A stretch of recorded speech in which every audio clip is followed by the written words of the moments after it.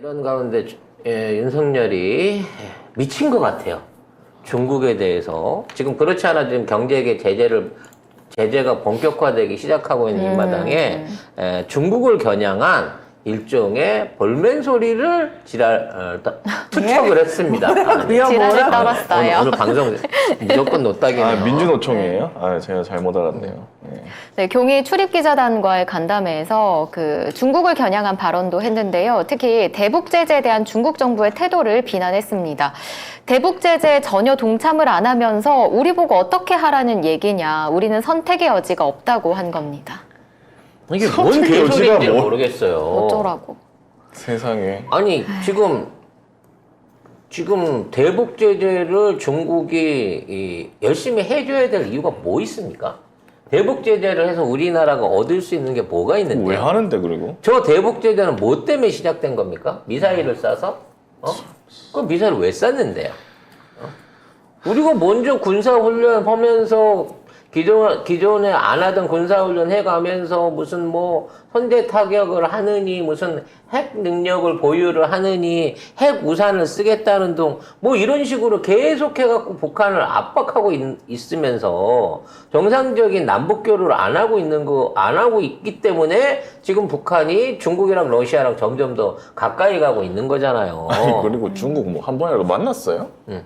뭐 만나서 얘기라도 해봤어? 안 만나줬잖아. 네가 이렇게 하는데 어떻게 만나줘? 지금 한중일 관련해가지고 그 한중일 회담을 하자라고 얘기를 하고 있고요. 원래는 5월 달로 땡겼다가 그 일본에서 하는 G7 때문에 안 돼서 11월 달로 해갖고 지금 실무 관련된 실무 회담을 하고 있거든요. 근데 일본하고 중국하고만 실무 회담을 하고 있고 우리나라는 아예 실무자를 안 부르고 있어요. 그게 뭔 얘기지? 이렇게 되면 한미일 회담인데 한중일 회담인데 한국을 뺀 한중일 회담이 될 수도 있어요. 노홍철 없는 홍철팀처럼? 그렇지. 한중일 회담인데 우리 쪽에서는 우리 대통령이 안 가. 한중일 회담. 그렇지. 그래갖고 거기서 결정난 걸 통보받게 생겼어요. 지금 그것 때문에 기시다가 급하게 오고 있는 겁니다. 조금 이따 뒤에서 설명을 하겠지만 지금 이런 식으로 중국에 들이대고 있는 거에 대해서 미국은 잘한다 하고 있지만 일본은 엄청나게 부담스러워요. 이 부분에 대해서. 야, 친일하는 거 좋은데 이렇게까지 반중을 할 이유는 니네가 없지 않니? 지금 니네 경제가 무너져 가고 있는데 무역 적자가 지금 막 눈덩이처럼 불어나고 있는데 너 왜 언제까지 이 포지션으로 가려고 하고 일본이 대려 우리를 말리고 있는 입장이라니까? 그리고 러시아에 대해서는 우리나라 외교부 차관을 보냈어요. 슬그머니. 아무도 모르게. 우리나라 외교부 차관이 러시아 대사했던 사람입니다. 그래서 지금 상황에 대한 설명을 한대요. 그러면서 러시아한테는 어느 정도 유화적인 제스처를 취하고 있는 걸로 외교 라인 안에서 확인이 되는데 중국에 대해서만큼은 아무런 조치를 취하고 있는 것 같지가 않다는 거죠.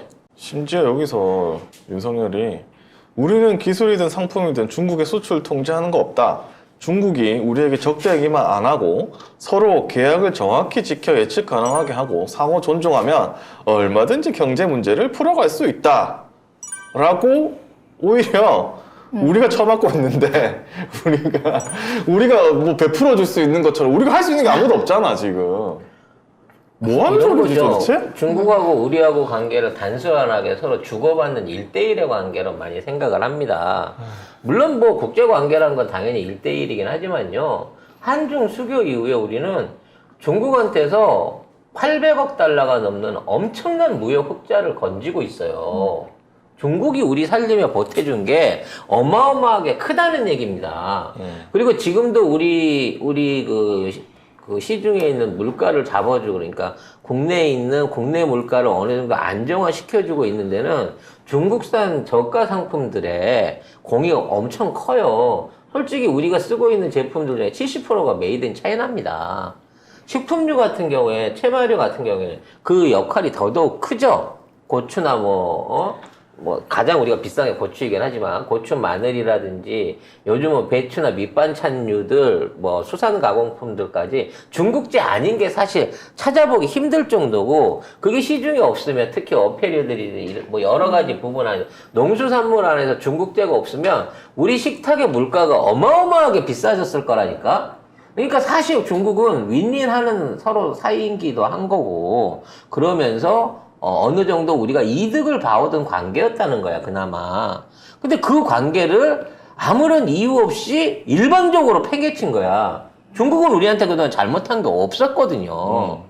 물론 뭐 사드 보복이라든지, 그 여러 가지 문제를 일으키긴 했습니다만. 그건 박근혜. 그럼에도 불구하고 경제적인 부분 안에서 우리 중간재들의 최대 수출 지역이 중국이었단 말이야. 지금도 우리 전체 교역량의 수출입 1위는 중국이에요. 근데 가장 가까이 있는 이웃 고객을, 단골 손님을 좀 일방적으로 우리 쪽에서 내치고 있으면서 나는 잘못한 거 없어. 중국이 중국이 바뀌어야 돼.